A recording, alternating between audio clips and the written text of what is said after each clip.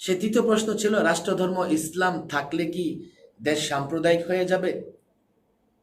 আজকে যারা আইনি নোটিশ পাঠিয়েছেন, উকিল নোটিশ পাঠিয়েছেন, তাদের একটা উত্তর ছিল, বড় ধরনের তাদের একটা প্রশ্ন ছিল, যে প্রশ্নের উত্তর আমাকে অবশ্যই দিতে হবে। তারা মনে করেন, যদি রাষ্ট্রধর্ম ইসলাম বাতিল না করা হয়, তাহলে দেশের অসাম্প্রদায়িক পরিচয় থাকবে না, দেশটা সাম্প্রদায়িক হয়ে যাবে।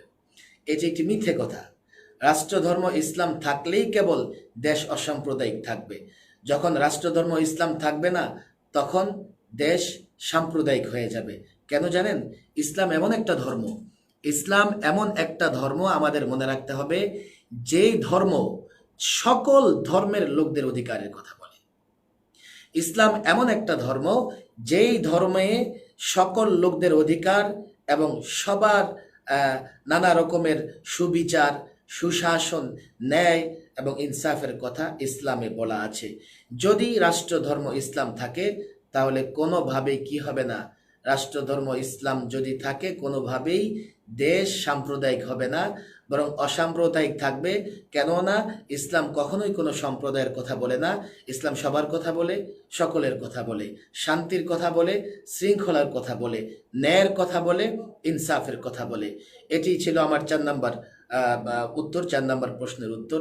সর্বশেষ যে প্রশ্নটির উত্তর দিতে হবে, আমরা প্রায়ই শুনে থাকি যে রাষ্ট্রধর্ম ইসলাম যদি থাকে, তাহলে এটা মুক্তিযুদ্ধের চেতনা বিরোধী হবে। মুক্তিযুদ্ধের চেতনা ছিল, তারা মূলত এই কথাটা এই জন্যই বলে থাকেন যে মুক্তিযুদ্ধের চেতনা ছিল অসাম্প্রদায়িক বিদায় অসাম্প্রদায়িক বাংলাদেশ গড়ার জন্যে রাষ্ট্রধর্ম ইসলাম থাকতে পারে না। প্রথম কথা হচ্ছে, আসলে মুক্তিযুদ্ধ কোনো চেতনার উপর নির্ভর করে হয়নি। মুক্তিযুদ্ধ হয়েছে জুলুমের বিরুদ্ধে, মুক্তিযুদ্ধ হয়েছে নির্যাতনের বিরুদ্ধে, মুক্তিযুদ্ধ হচ্ছে অধিকার আদায়ের জন্য।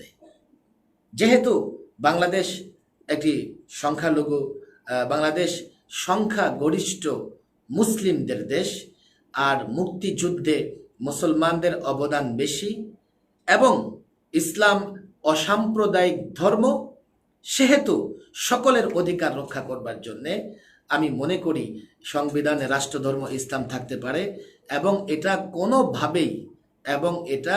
কোনোভাবেই মুক্তিযুদ্ধের চেতনা বিরোধী না। কেননা মুক্তিযুদ্ধ কোনো ধর্মের বিরুদ্ধে ছিল না, ইসলামের বিরুদ্ধে ছিল না, কোনো চেতনা বিরোধী ছিল না। আমার বামপন্থী বন্ধুরা প্রায় এই ধরনের কথা বলে থাকেন যে পাকিস্তানিরা ইসলামের কথা বলেছে, ইসলাম চলে যায়, এই ধরনের কথা বলেছে। হ্যাঁ, সেটা তারা বলতে পারে। তারা তাদেরকে রক্ষা করবার জন্যে বা বাংলাদেশকে তাদের নিয়ন্ত্রণে রাখবার জন্যে তারা নানা রকমের কথা বলতে পারে। কিন্তু প্রকৃতপক্ষে আমরা দেখব ৭১-এর আগে যতগুলো আন্দোলন ছিল, সংগ্রাম ছিল, এগুলো ছিল অধিকার আদায়ের জন্যে, এগুলো ছিল নির্যাতন নিপীড়ন থেকে বাঁচবার জন্যে।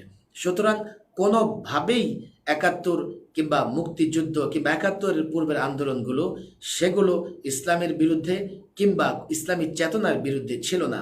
বিদায় আমরা যারা এই প্রসঙ্গে তুলে আনি, ওরা মূলত ধর্ম নিরপেক্ষতার নামে নাস্তিকতাবাদ চাপিয়ে দিতে চায়, আসলে অন্য কিছু নয়। আমি আবেদন করব, আমার অনুরোধ থাকবে, যারা এই ধরনের লিগ্যাল নোটিশ পাঠিয়ে একটি মীমাংসিত বিষয়কে আবার টেনে এনে যারা আজকে দেশকে আনস্টেবল করার, অস্থিতিশীল করার চেষ্টা করছেন, আপনারা এই কাজ থেকে বিরত থাকুন। আপনারা এই কাজ থেকে ফিরে আসুন। আপনাদের কাছে আমাদের অনুরোধ, কখনোই আপনারা এমনটা করবেন না। কেননা আপনাদের এই দাবি অযৌক্তিক, আপনাদের এই দাবি মূলত মুসলমানদের বিরুদ্ধে, আপনাদের এই দাবি মূলত নাস্তিক্যবাদ, ধর্ম নিরপেক্ষতা নামের নাস্তিক্যবাদ প্রতিষ্ঠার দাবি। আপনারা মূলত দেশের সংখ্যাগরিষ্ঠ মুসলমানদের হৃদয়ে আঘাত হানতে চান, আপনারা মূলত এদেশকে অস্থিতিশীল করতে চান। এছাড়া আপনাদের অন্য কোনো উদ্দেশ্য না। না হয় সংবিধানে যদি ধর্ম নিরপেক্ষতা আসলেই কারো অধিকার আদায় হয়ে যাবে, এটা অবিশ্বাস্য এবং অবাস্তব একটা বিষয়। বরং পৃথিবীর যতগুলো রাষ্ট্রে, আমি আবারও বলি, চ্যালেঞ্জ করে বলি, পরিষ্কার ভাষায় বলি, পৃথিবীর যতগুলো রাষ্ট্রে রাষ্ট্র ধর্ম ইসলাম আছে, সেখানে সংখ্যালঘুরা সবচাইতে নিরাপদ আছেন, সেখানে সংখ্যালঘুরা সবচাইতে শান্তিতে আছেন। পরিশেষে তাদের প্রতি আহ্বান জানিয়ে যে আপনারা এই ধরনের কাজ থেকে আশা করছি আমার এই লাইভের পরে আপনারা বিরত থাকবেন।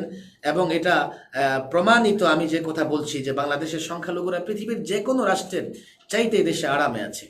অথচ 1975 থেকে নিয়ে এখন পর্যন্ত পর্যন্ত এখানে 20, সেখানে আপনার কত 25, প্রায় 45 বৎসর কিংবা তারও বেশি সময় ধরে রাষ্ট্র ধর্ম ইসলাম থাকার পরেও এদেশে কখনোই সংখ্যালঘুরা নির্যাতনের শিকার হয়নি। বিদায় আপনারাও ভালো থাকবেন, আমরাও ভালো থাকবো, সকলে মিলে দেশটাকে এগিয়ে নিয়ে যাব।